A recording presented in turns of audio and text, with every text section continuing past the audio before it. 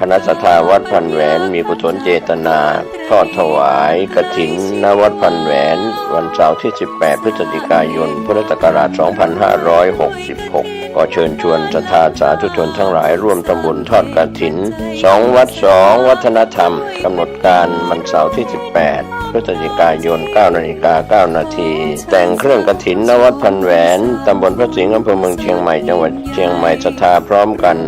ณบุญพิธีวัดพันแหวนประธานในพิธีจุดธูปเทียนบูชาพระรัตนตรัยมัคคณายกนำศรัทธาสาธุชนอาราธนาและสมาทานเบญจศีลภิกษุสามเณรเจริญพุทธมนต์ฉลององค์กฐินลำดับนั้นถวายผ้ากฐินพระสงฆ์ให้พรถวายภัตตาหารเพลแด่พระภิกษุสามเณร 12 นาฬิกาเชิญแขกผู้มีเกียรติร่วมรับประทานอาหารร่วมกันท่านที่จะร่วมทำบุญหรือสอบถามรายละเอียดได้ที่หมายเลข 0970071127 ก็เป็นการสอบถามได้ที่รองศาสตราจารย์ดร.สมพรสง่าวงศ์ประธานทอดกฐินในปีนี้ก็เป็นบุญเป็นอานิสงส์อันยิ่งใหญ่จากการทำบุญทอดกฐินท่านร่วมบุญร่วมกุศลและอนุโมทนาโดยทั่วหน้ากันสร้างเหตุความร่ำรวยด้วยกฐินใจกันทำบุญทอดกฐินข่าวสารเพื่อการประชาสัมพันธ์กำหนดการทอดกฐินสามัคคีของวัดสันต้นม่วงเหนือตำบลสำราญราษฎร์อำเภอดอยสะเก็ดจังหวัดเชียงใหม่ตรงกับวันที่19พฤศจิกายนพุทธศักราช2566เวลา 9 นาฬิกาเป็นต้นไปอานิสงส์ของการทำบุญทอดกฐินก็จะได้ก่อสร้างวิหารของวัดสันต้นม่วงเหนือซึ่งยังไม่แล้วเสร็จขอเชิญชวนศรัทธาผู้ใจบุญใจกุศลร่วมบุญทอดกฐินสามัคคีของวัดสันต้นม่วงเหนือติดต่อสอบถามและร่วมทำบุญได้ที่พระครูอัมพวนานุรักษ์เจ้าวาดวัดสันต้นม่วงเหนือรองเจ้าคณะอำเภอดอยสะเก็ดโทรศัพท์0819500383ก็ได้ร่วมอนุโมทนากฐินเพื่อสร้างวิหารของวัดสันต้นม่วงเหนือตำบลสำราญราษฎร์อำเภอดอยสะเก็ดจังหวัดเชียงใหม่ซึ่งยังไม่แล้วเสร็จนะครับเป็นวิหารหลังใหญ่นะครับบุญบารมีเพื่อร่วมสร้างถาวรวัตถุจากการทำบุญทอดกฐินสามัคคีของวัดสันต้นม่วงเหนือ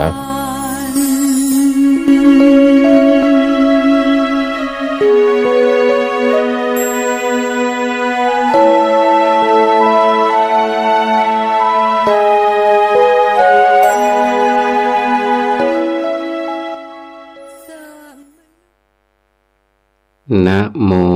ตัสสะภะคะวะโตอะระหะโตสัมมาสัมพุทธัสสะขอความนอบน้อมจงมีแด่องค์สมเด็จพระบรมศาสดาสัมมาสัมพุทธเจ้าพระธรรม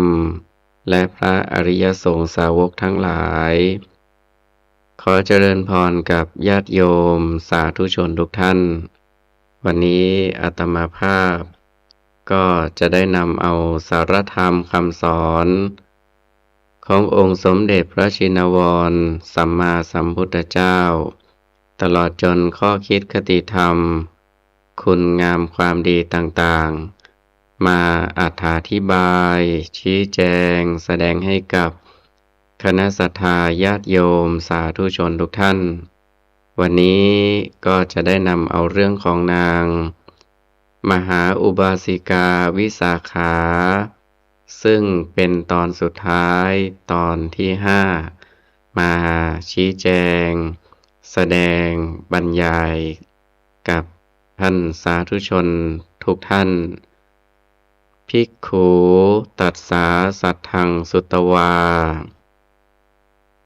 ภิกษุทั้งหลายได้ยินเสียงอุทานของมหาอุบาสิกาวิสาขานั้นได้นำความกราบทูลแด่สมเด็จพระบรมศาสดาว่าข้าพระพุทธเจ้าข้าพระพุทธเจ้าทั้งหลายไม่เคยได้ยินมหาอุบาสิกาวิสาขาค ร้องมาตลอดกาลถึงปานนี้ วันนี้มหาอุบาสิกา ห้อมล้อมไปด้วยบุตรและหลานเหลน ขับร้องเที่ยวไป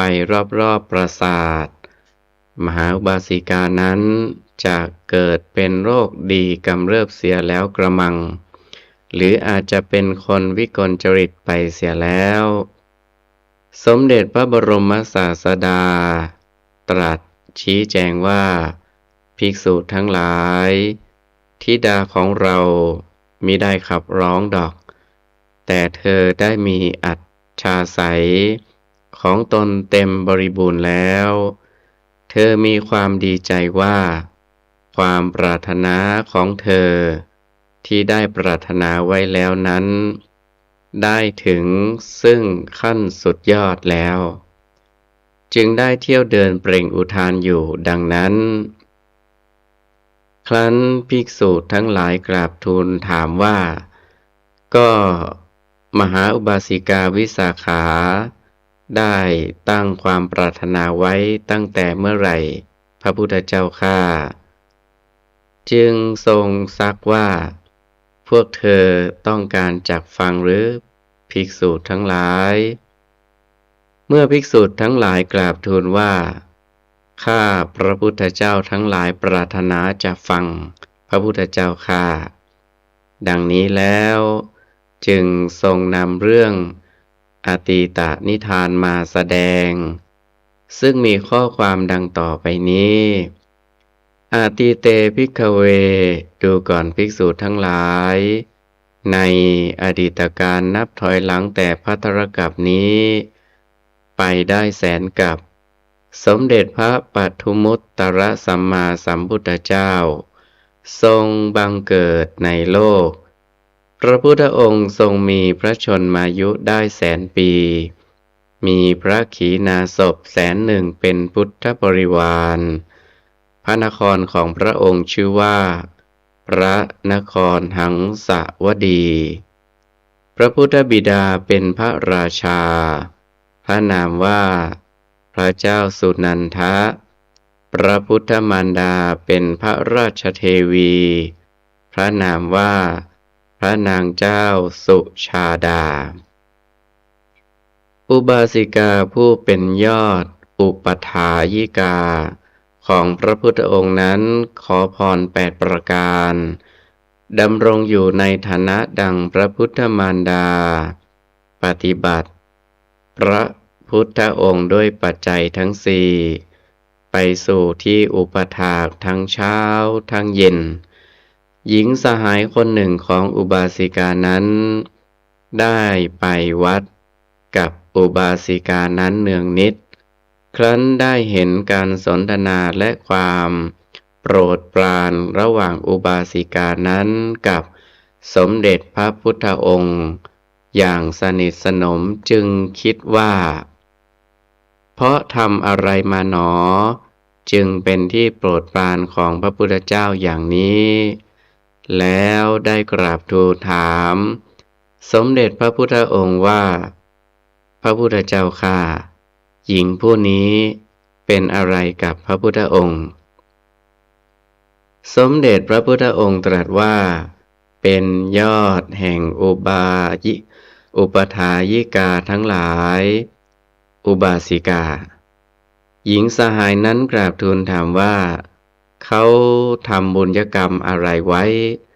จึงได้เป็นยอดแห่งอุปถายิกาทั้งหลายพระพุทธเจ้าข้าสมเด็จพระพุทธองค์ตรัสตอบว่าเธอได้ตั้งความปรารถนาไว้เป็นเวลา100,000กับอุบาสิกาหญิงสหายนั้นกราบทูลถามว่าหม่อมฉันจะตั้งความปรารถนาเดี๋ยวนี้จะเป็นไปได้ไหมพระพุทธเจ้าข้าสมเด็จพระพุทธองค์ตรัสตอบว่าเป็นไปได้อุบาสิกาหญิงสหายนั้นจึงกราบทูลอาราธนาว่าพระพุทธเจ้าข้าถ้าเช่นนั้นขอสมเด็จพระพุทธองค์กับภิกษุ100,000 จงทรงพระกรุณารับอาหารบิณฑบาตของหม่อมฉันเป็นเวลา7 วันเถิดสมเด็จพระพุทธองค์ก็ได้ทรงรับอาราธนาตามความประสงค์หญิงสหายนั้นถวายทานตลอดการ7 วันแล้วในวันสุดท้ายได้ถวายผ้าจีวรทั้งหลายกราบถวายบังคมพระพุทธองค์แล้วหมอบลงแทบพระพุทธบาทตั้งความปรารถนาว่าพระพุทธเจ้าข้าด้วยผลทานนี้หม่อมฉันมิได้ปรารถนาผลอย่างใดอย่างหนึ่งมีความเป็นใหญ่ในเทวโลกเป็นต้นแต่ขอหม่อมฉันพึงได้พร8 ประการในสำนักของพระพุทธเจ้าเช่นกับพระพุทธเจ้าพระพุทธองค์สักพระองค์หนึ่งพึงดำรงอยู่ในฐานะเป็นดังพุทธมารดาเป็นยอดของสตรีทั้งหลายผู้สามารถปฏิบัติพระพุทธเจ้าด้วยปัจจัยทั้งสี่สมเด็จพระปทุมมุตตรพุทธเจ้าทรงรำพึงดูอนาคตการว่าความปรารถนาของอุบาสิกานี้ก็จักสำเร็จหรือไม่ประการใดทรงตรวจพระพุทธญาณดูไปตลอดแสนกับแล้วทรงพยากรณ์แก่หญิงสหายนั้นว่าในที่สุดแห่งแสนกับนับแต่นี้ไปพระพุทธเจ้าพระนามว่าโคตมะจักทรงบังเกิดขึ้นในโลกในการนั้นเธอจักได้เป็นอุบาสิกานามว่าวิสาขาจักได้พร8 ประการในสำนักของพระโคตมะพุทธเจ้านั้นจักดำรงอยู่ในฐานะดังพุทธมารดา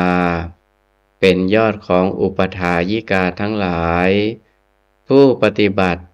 พระพุทธเจ้าด้วยปัจจัยทั้งสี่สมบัตินั้นได้ปรากฏแก่หญิงสหายนั้นเป็นดุจว่าเป็นสิ่งอันตนจะพึงได้ในพรุ่งนี้นั่นเทียวด้วยประการฉะนี้สายาวตายุกังปันปุญญังกตวาหญิงสหายนั้นครั้นบำเพ็ญบุญกุศลอยู่ในชาตินั้นจนตลอดการอายุไขแล้วก็ได้ถึงแก่มรณกรรมตามสังขารธรรมวิสัยไปบังเกิดในเทวโลกท่องเที่ยวเกิดอยู่ในเทวโลกและมนุสโลกตลอดกาลนานครั้นต่อมาในศาสนาของพระมหากัสสปะสัมมาสัมพุทธเจ้าได้เกิดเป็นพระราชธิดาองค์เล็กในบรรดาพระราชธิดา7 องค์ของพระเจ้ากิกีผู้ครองแว่นแคว้นกาสีมีพระนามว่าพระนางสังฆทาสีไม่ทรงอภิเษกสมรสทรงบำเพ็ญกุศลนานาประการมีทานเป็นต้นร่วมกับบรรดาพระเชษฐภคินีทั้ง7 องค์ตลอดกาลนานแล้วได้ทรงทำความปรารถนาไว้แทบพระพุทธบาทของพระกัสสปะสัมมาสัมพุทธเจ้าว่าในอนาคตการหม่อมฉันพึงได้รับพร8 ประการในสำนักของพระพุทธเจ้าเหมือนอย่างพระพุทธองค์ดำรงอยู่ในฐานะดังพุทธมารดาพึงเป็นยอดของอุบาสิกาทั้งหลายผู้ถวายปัจจัย4ก็จำเดิมแต่นั้นมาเธอได้ท่องเที่ยวไปเกิดในเทวโลกและมนุสโลกตลอดกาลนานครั้นมาในชาตินี้เธอได้บังเกิดเป็นธิดาของธนัญชัยเศรษฐีผู้เป็นบุตรของเมนทกะเศรษฐีได้บำเพ็ญกุศลเป็นอันมาก ในศาสนาของเราชะนี้ สมเด็จพระบรมศาสดาครั้นทรงนำอตีตนิทานมาแสดงดังนี้แล้ว ได้มีพุทธดำรัสว่า ภิกษุทั้งหลายธิดาของเรามิได้ขับร้องดอก แต่เธอเห็นความสำเร็จแห่งความปรารถนาที่เธอตั้งไว้แล้ว ก็เปล่งคำอุทานออกมาเท่านั้น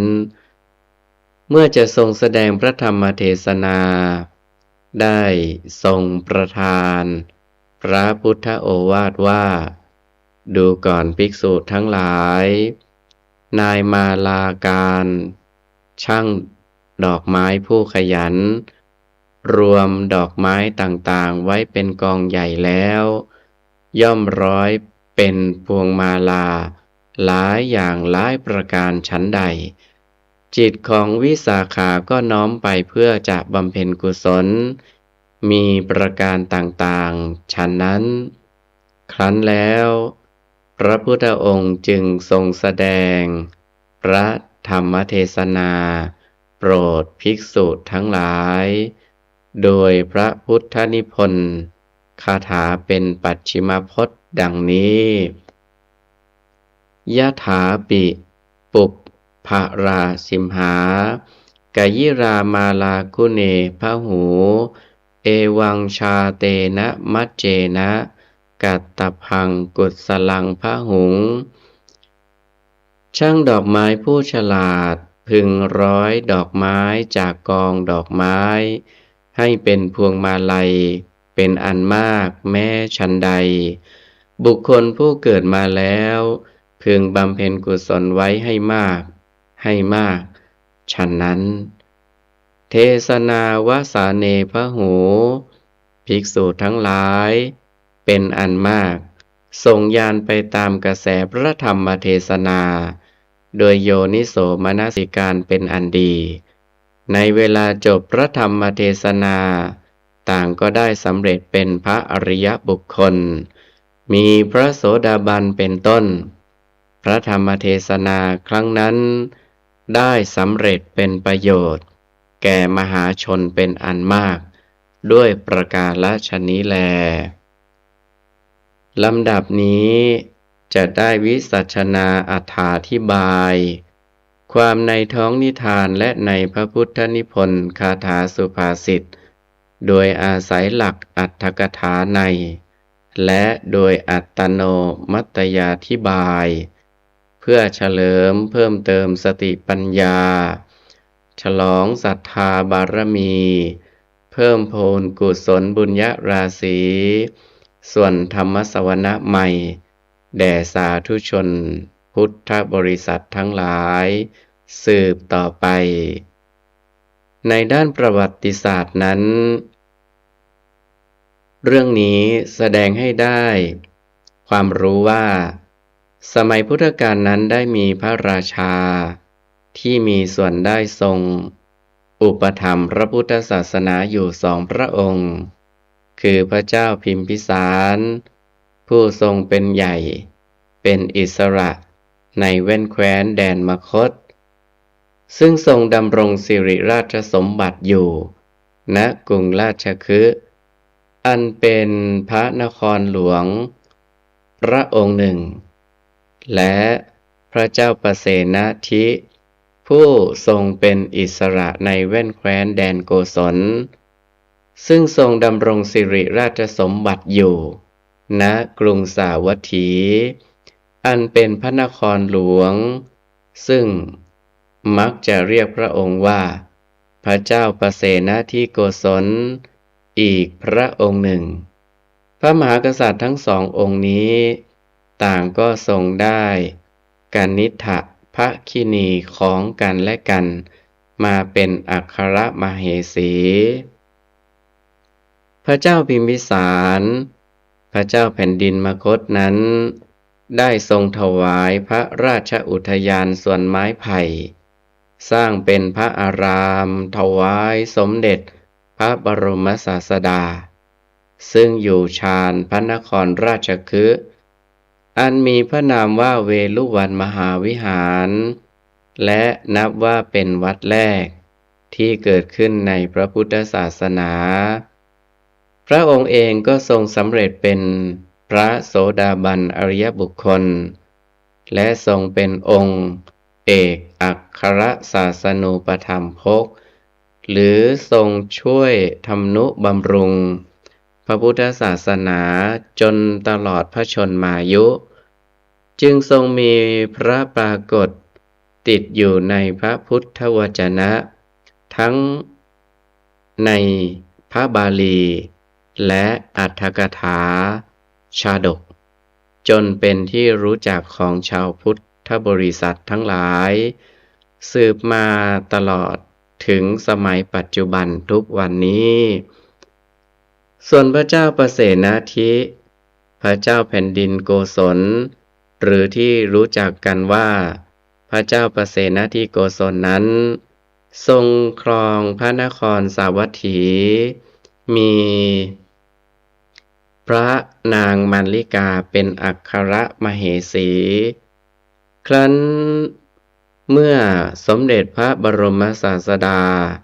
เสด็จประทับอยู่ณวัดเชตวันมหาวิหารพระองค์พร้อมด้วยพระอัครมเหสี พระนางมัลลิกาได้ทรงบำเพ็ญถวายมหาทานถวายสมเด็จพระพุทธองค์พร้อมทั้งภิกษุสงฆ์เป็นงานอันยิ่งใหญ่มโหฬารมหาทานครั้งนั้นได้นามว่าอสาธิสทานซึ่งหมายความว่าไม่มีทานอื่นใดเสมอเหมือนและทราบว่าทานอันยิ่งใหญ่ที่ได้นามว่าอาสาธิสทานนั้นในสมัยของสมเด็จพระพุทธเจ้าพระองค์หนึ่งก็มิได้มีเพียงครั้งเดียวเท่านั้นเพราะฉะนั้นพระเจ้าประเสนทิโกศลจึงได้เป็นพระมหากษัตริย์ที่ได้ทรงบำเพ็ญมหาทานอันยิ่งใหญ่ในพระพุทธศาสนาอย่างไม่มีใครทำได้เสมอเหมือนเรื่องอธิสถานนี้มีข้อความพิสดารอยู่ในโลกวรรคที่13และพระเจ้าประเสนทิโกศลนี้ก็ทรงมีพระนามปรากฏอยู่ในพระพุทธวจนะในพระไตรปิฎกหลายแห่งสืบมาจนถึงสมัยปัจจุบันนี้เช่นเดียวกันเพราะฉะนั้นพระมหากษัตริย์ทั้งสองจึงนับว่าได้ทรงบำเพ็ญพระราชจริยวัตรไว้เป็นอันดีจนมีพระนามปรากฏอยู่ในประวัติศาสตร์ทางพระพุทธศาสนา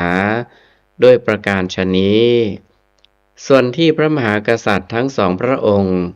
มีพระราชกรณียกิจเกี่ยวข้องในเรื่องนี้นั้นคือธนัญชัยมหาเศรษฐี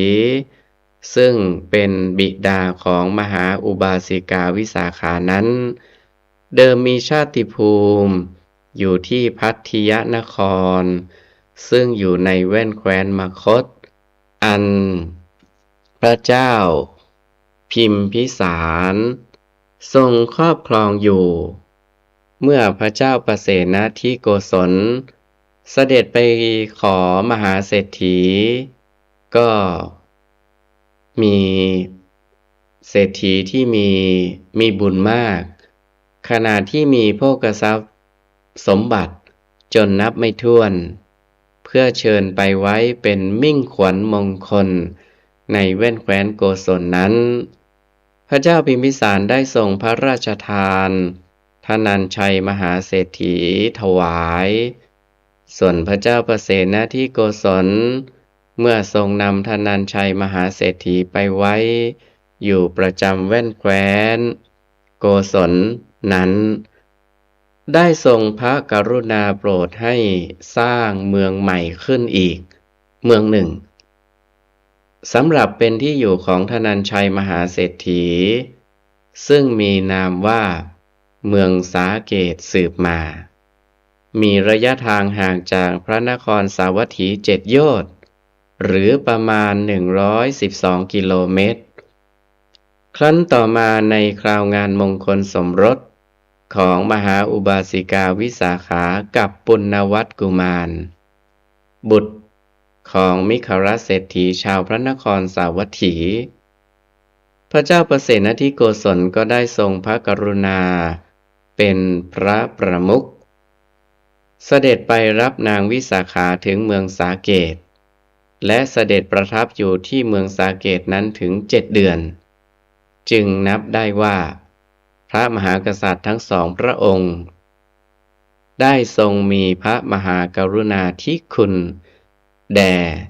ตระกูลของมหาอุบาสิกาวิสาขามาด้วยประการฉนี้ในด้านที่แสดงถึงบุคคลสำคัญที่เกี่ยวข้องกับพระพุทธศาสนานั้นได้แก่มหาอุบาสิกาวิสาขาแม้สมัยพุทธกาลซึ่งมีสมเด็จพระพุทธองค์ทรงเป็นประมุขอยู่นั้นการดำรงไว้ซึ่งพระพุทธศาสนาก็ดีการเผยแผ่พระพุทธศาสนาให้เจริญกว้างขวางไปก็ดีก็ต้องอาศัยกำลังอุปถัมภ์จาก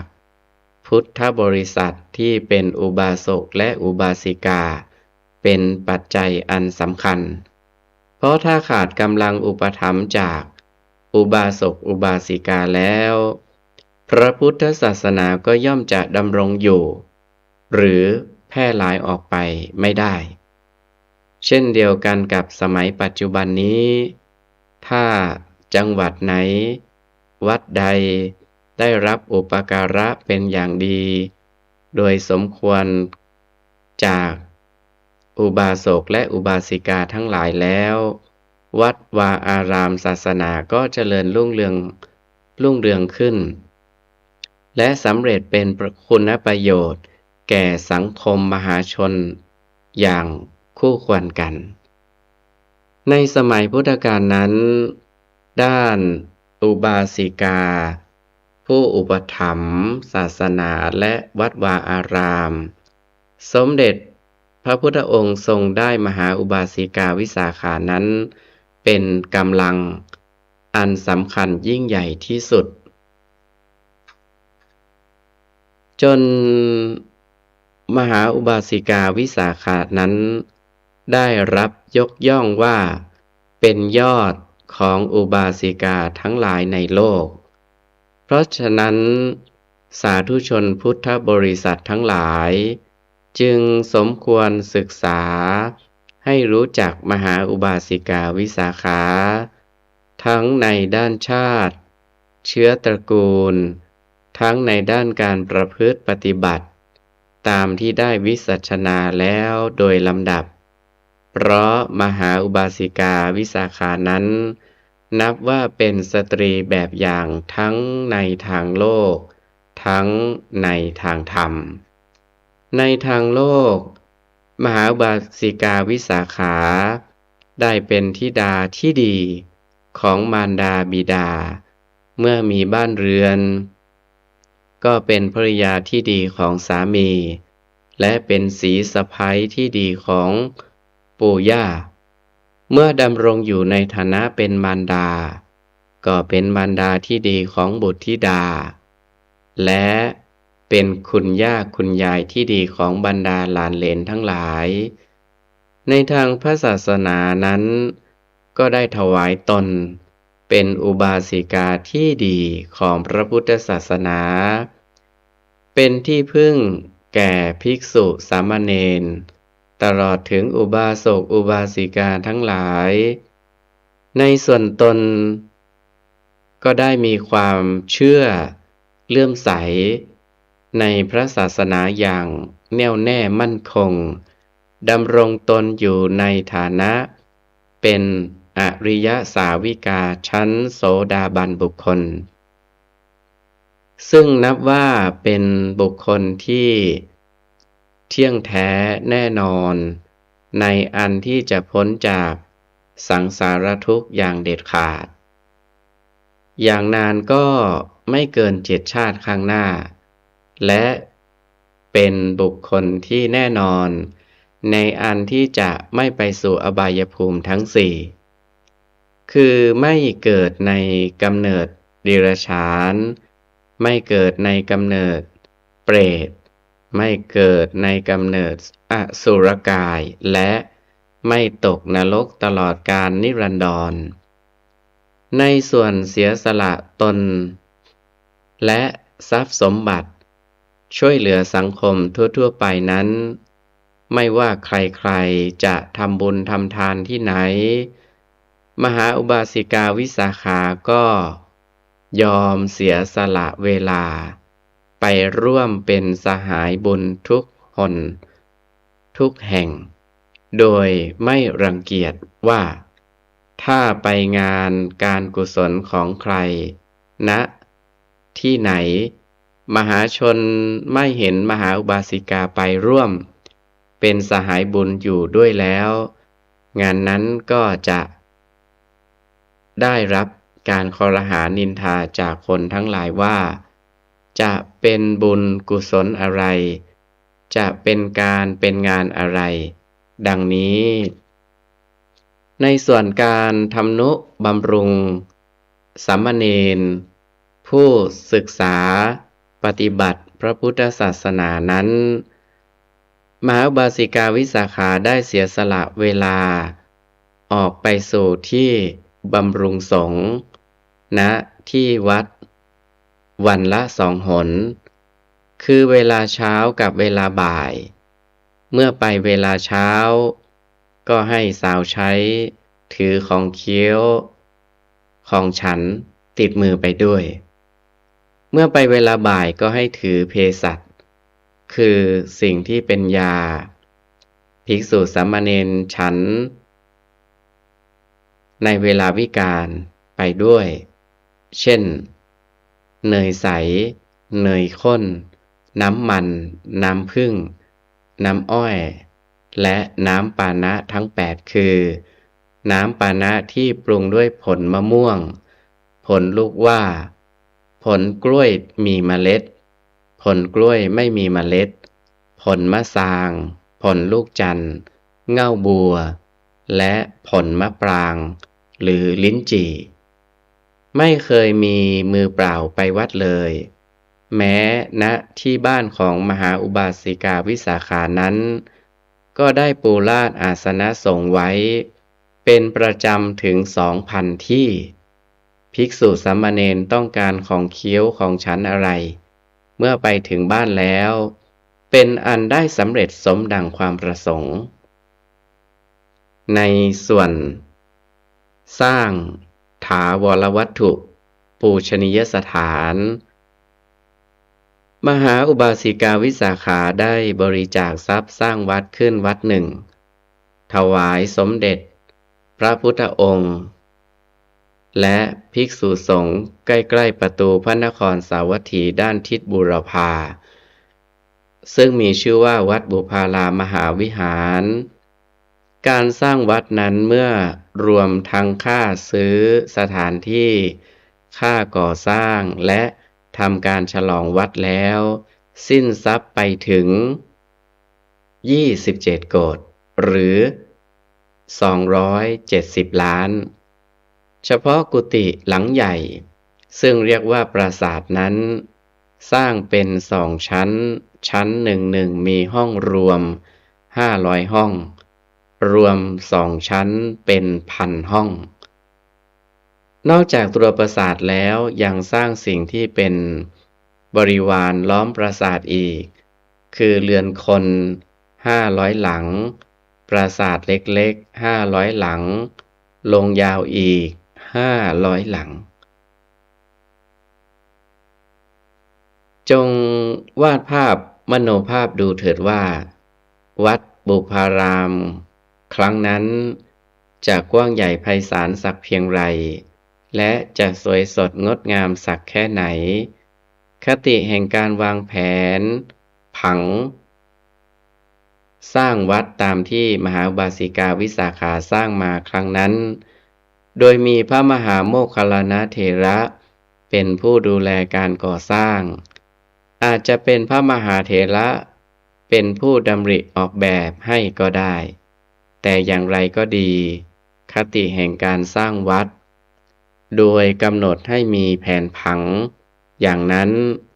ยังเป็นอุดมการณ์สืบเนื่องมาให้เราได้เห็นภาพ แผนผังสืบมาจนปัจจุบันทุกวันนี้ ถึงแม้ว่าไม่ใหญ่โตกว้างขวางเท่าสมัยพุทธกาล แต่ก็แสดงให้เห็นว่าเป็นอุดมการณ์สืบเป็นมรดกมา แต่ครั้งพุทธกาลโน้น ตัวอย่างเช่น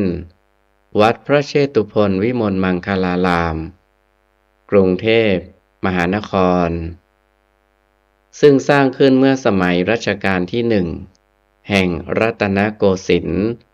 โดยพระบาทสมเด็จพระพุทธยอดฟ้าจุฬาโลกเป็นผู้สร้างขึ้น ในบริเวณบุตรทาวาสของวัดพระเชตุพนนั้น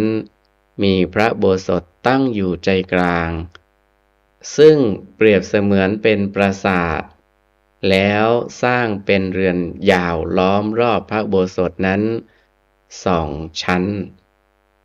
ยกหลังคาขึ้นเป็นยอดปราสาทเป็นตอนๆ แล้วมีศาลาทิศอยู่ในทิศทั้ง4 นอกออกมาอีกชั้นหนึ่ง ก็เป็นศาลาลาย เรียงมาอยู่เป็นหลังๆ เป็นระยะ นอกออกมาอีกก็สร้างเป็นโรงยาว หักมุม ตามมุมทิศน้อยทั้ง4 ที่เรียกว่าศาลาพระวิหารคต ต่อจากนั้นจึงจะเป็นกำแพงล้อมรอบบริเวณพุทธาวาส เมื่อวาดมโนภาพดู ภาพแผนผังวัดบุพารามที่มหาอุบาสิกา วิสาขาสร้างในสมัยพุทธกาลตามที่ปรากฏในนิทานนี้แล้ว จึงจะไม่เหมือนกันหมดทุกสิ่งทุกอย่าง แต่ลักษณะส่วนใหญ่ก็มีอาการละไม้คล้ายคลึงกัน ด้วยประการฉะนี้ อุดมการณ์แผนผังแห่งการสร้างวัดในสมัยพุทธกาลนี้นั้น มีลักษณะส่วนใหญ่ละไม้คล้ายคลึงกัน ไม่ใช่เฉพาะแต่ในเมืองไทยเราเท่านั้น แม้ในประเทศอื่นๆ เช่น ประเทศพม่า ประเทศศรีลังกา ก็มีส่วนใหญ่คล้ายคลึงกันหมด แม้จะเป็นชั้นที่สุดในพระพุทธศาสนาลัทธิมหายาน เช่นวัดในประเทศญี่ปุ่น วัดใหญ่ๆ ซึ่งเป็นวัดโบราณและมีความสำคัญนั้น ก็มีลักษณะคล้ายคลึงกันมากทีเดียว วัดใหญ่วัดหนึ่งในประเทศญี่ปุ่นที่เมืองนารา ซึ่งอยู่ไม่ห่างจากเมืองเกียวโตเท่าไหร่นัก ก็มีลักษณะส่วนสัตว์ใหญ่ๆคล้ายกันกับของเรามาก มีพระวิหารใหญ่อยู่ใจกลาง ภายในวิหารนั้นมีพระพุทธรูปขนาดใหญ่โตมาประดิษฐานอยู่ ล้อมรอบพระวิหารนั้นก็มีเรือนยาวเปิดหน้า ข้างหลังตัน เหมือนกับระเบียงพระอุโบสถของเรา คล้ายๆกับวัดพระวิหารวัดสุทัศน์เทพวรารามกรุงเทพ และมีประตูเข้าออก4 ประตูในทิศทั้ง4เหมือนกัน นอกจากนั้นออกมาก็เป็นศาลาลายและกำแพงตามลำดับ สิ่งเหล่านี้แม้จะเป็นวัตถุไม่มีชีวิตจิตใจ แต่ก็สร้างขึ้นด้วยชีวิตจิตใจของนายช่างและของคนใจบุญ ขึ้นชื่อว่าสภาวะที่แท้จริงคือ ความมีใจบุญของมนุษย์นั้น จะเป็นชาติใดภาษาใด และมีรูปร่างผิดแผกแตกต่างไปตามธรรมชาติของดินฟ้าอากาศก็ตามส่วนจิตใจอันเป็นบุญเป็นมหากุศลเป็นตัวนามธรรมและเป็นสัจธรรมนั้นย่อมตรงกันเหมือนกันและเข้ากันได้ทุกการทุกสมัยและทั่วทุกมุมโลกทั่วทุกจักรวาลโดยความจริงข้อนี้ถ้ามนุษย์เหล่านี้ถือใจเป็นบุญเป็นกุศลเข้าหากันโดยไม่ยกเอาเชื้อชาติภาษาและตระกูลมาเป็นเครื่องกีดกันแล้วก็จะเป็นพี่น้องกันได้ทั่วทั้งโลกทีเดียวแต่ว่าการที่จะสอนคนทั้งโลกให้มีใจเป็นบุญเป็นกุศลนั้นเป็นสิ่งที่ทำได้ยากอย่างยิ่งแม้แต่ในวงการแคบๆเพียงวัดหนึ่งหรือบ้านหนึ่งเท่านั้นก็เป็นสิ่งที่ทำได้ยากพอดูดังที่ปรากฏเห็นเป็นประจักษ์อยู่ในการทุกวันนี้ส่วนในด้านสารธรรมที่เป็นคติเครื่องเตือนใจในท้องนิทานนั้นประการแรกได้แสดงให้เห็นถึงความงามของสตรีผู้มีบุญ5อย่างเรียกว่าเบญจกัลยาณีคือ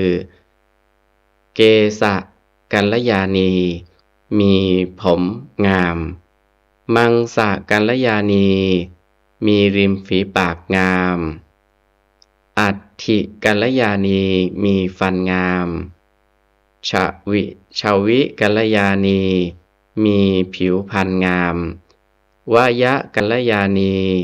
มีวัยงามผมงามนั้นคือเมื่อสยายออกผมจะห้อยตกลงไปถึงชายผ้านุ่ง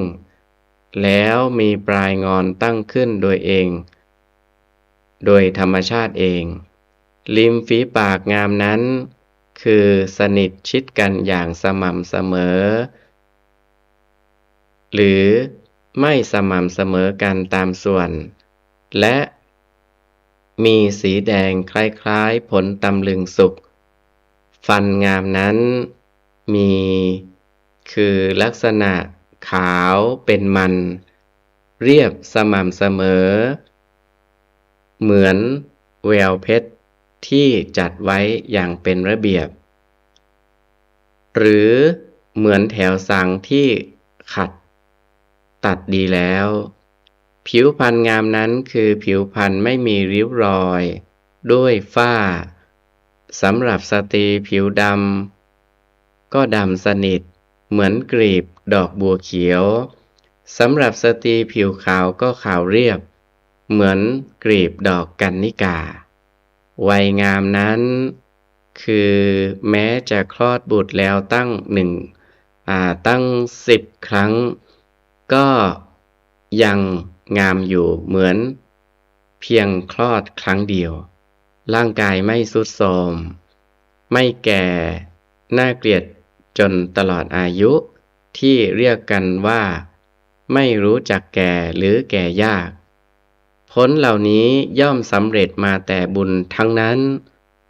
ฉะนั้นจึงมีได้เฉพาะสตรีที่มีบุญเช่นมหาอุบาสิกาวิสาขาเป็นต้นประการที่2คน4 จำพวกวิ่งไม่งามคือพระราชา1ช้าง1บรรพชิต1สตรี1อธิบายว่าพระราชาที่ทรงราชาภิเษกแล้วทรงเครื่องพระมหากษัตริย์อย่างพร้อมสับแล้วจะทรงถกเขมรวิ่งไปตามหน้าพระลานหลวงนั้นย่อมไม่สง่าไม่งดงามย่อมจะได้รับข้อครหานินทาว่าอะไรพระราชาแท้ๆวิ่งไปเหมือนขหบดี แต่เมื่อค่อยเสด็จพระราชดำเนินไปอย่างปกติย่อมสง่างาม ช้างมงคลหัตถีของพระราชาที่ประดับตกแต่งเครื่องแล้ววิ่งไปก็ไม่งาม เมื่อเดินไปตามธรรมดาด้วยท่าทางของช้างจึงงาม บรรพชิตคือภิกษุสามเณรอันเป็นที่เคารพนับถือของคฤหัสถ์เมื่อวิ่งไปก็ย่อมไม่งดงาม แต่ย่อมงดงามด้วยการเดินไปอย่างสงบเสงี่ยม สตรีทั้งหลายเมื่อวิ่งก็ย่อมไม่งาม จะต้องถูกคอรหานินทาว่าอะไรหญิงคนนี้วิ่งไปเหมือนอย่างผู้ชาย แต่ย่อมงดงามน่าดูด้วยการเดินไปอย่างปกติด้วยประการฉะนี้ ประการที่3โอวาท10 ข้อของธนัญชัยมหาเศรษฐีที่สอนมหาอุบาสิกาแต่ก่อนที่จะส่งไปสู่ตระกูลสามีและเป็นข้อปฏิบัติอันสตรีทั้งหลายจะพึงเอามาเป็นแบบอย่างคือ 1. ไฟในอย่านำออกไฟนอกอย่านำเข้าประการที่2ไฟนอกอย่านำเข้ามาข้างในประการที่3อย่าให้แก่คนที่ไม่ให้คืนข้อ4จงให้แก่คนที่ให้คืนข้อ5จงให้แก่คนทั้งที่ให้คืนและไม่ให้คืนข้อ6พึงนั่งให้เป็นสุขข้อ7พึงรับประทานให้เป็นสุขข้อ8พึงนอนให้เป็นสุขข้อ9พึงบูชาไฟข้อ10พึงไหว้เทวดาและประการที่4เครื่องประดับของสตรีที่ชื่อว่ามหาลดาปราสาทถึงมีราคา9 โกฏค่าแรงนายช่างอีก100,000นั้นสตรีที่จะได้มีเครื่องประดับเช่นนั้นด้วยผลอานิสงส์ขั้นสุดยอดแห่งการถวายผ้าไตรจีวรคือเป็นผลขั้นสูงสุดของการถวายไตรจีวรสำหรับสตรีถ้าเป็นบุรุษแล้วก็ได้บาตรและไตรจีวรอันลอยมาเองด้วยบุญญาฤทธิ์เช่นพระภิกษุปัญจวัคคีย์ทั้ง5เป็นต้นก็สตรีที่มีบุญถึงขนาดได้ใช้เครื่องประดับมหาลดาปราสาทนั้นมีเพียง3 คนในสมัยนั้นคือมหาอุบาสิกาวิสาขานี้คนหนึ่งนางมันลิกาภริยาของพันธุละเสนาบดีคนหนึ่งและธิดาของเศรษฐีเมืองพาราณสีอีกคนหนึ่งประการที่5สมเด็จพระบรมศาสดาทรงปรารภมหาอุบาสิกาวิสาขาให้เป็นเหตุแล้วทรงแสดงพระธรรมเทศนาโปรดภิกษุทั้งหลายด้วยพระพุทธนิพนธ์สุภาษิตอันเป็นสารธรรมอย่างประเสริฐซึ่งมีข้อความสั้นๆดังนี้นายช่างดอกไม้ผู้ฉลาดพึงร้อยดอกไม้จากกองดอกไม้ให้เป็นพวงมาลัยเป็นอันมากแม้ฉันใดบุคคลผู้เกิดมาแล้วพึงบำเพ็ญกุศลไว้ให้มากฉันนั้นในพระธรรมเทศนาพุทธศาสนสุภาษิตนี้มีอธิบายดังต่อไปนี้คำว่ากุศลในที่นี้เป็นชื่อของจิตและเจตสิกอันเป็นบุญ โดยพยัญชนะแปลว่า ธรรมชาติที่กำจัดปาปธรรมอันน่าเกลียด หรือ ธรรมชาติที่ตัดปาปธรรมอันนอนอยู่ในจิตสันดานโดยอาการอันน่าเกลียดซึ่งมีอรรถวิเคราะห์ว่า กุจฉิเตปาปธรรมเมสลยติ วิทังเสติติกุสลัง กุจฉิเตนวาอาการเอนวาสยันติติกุสาเตกุเสลุนาติฉินทติติกุสลัง ธรรมชาติใดย่อมกำจัดปาปธรรมอันน่าเกลียดทั้งหลายธรรมชาตินั้นชื่อว่ากุศลอีกอย่างหนึ่งปาปธรรมเหล่าใดย่อมนอนอยู่ในจิตสันดานโดยอาการอันน่าเกลียดปาปธรรมเหล่านั้นชื่อว่าเป็นสภาพนอนอยู่ในจิตตสันดานอันน่าเกลียดซึ่งได้แก่ความโลภความโกรธและความหลงเป็นต้นธรรมชาติใดย่อมตัดเสียซึ่งปาปธรรมอันนอนอยู่ในจิตตสันดานโดยอาการอันน่าเกลียดเหล่านั้นธรรมชาตินั้นชื่อว่ากุศลดังนี้ดังนั้นวันนี้อาตมาภาพก็ได้นำเอาเรื่องของมหาอุบาสิกาวิสาขามาอธิบายชี้แจงแสดงให้กับคณะศรัทธาญาติโยมสาธุชนทุกท่านก็เป็นตอนสุดท้ายในเรื่องของมหาอุบาสิกาวิสาขาอาตมาภาพก็ขออำนวยอวยพรให้กับญาติโยมสาธุชนทุกท่านจงมีแต่ความสุขความเจริญคิดมุ่งมา่ปรารถนาสิ่งหนึ่งประการใดที่ประกอบด้วยธรรมและขอให้ญาติโยมสาธุชนทุกท่านจงประสบด้วยจตุรพิธพรชัย4ประการกล่าวคือมีอายุวันนะสุขะภาละปฏิภาณธนสารสมบัติ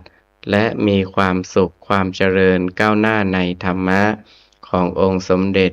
พระบรมศาสดาสัมมาสัมพุทธเจ้าทุกท่านทุกคนเทอญ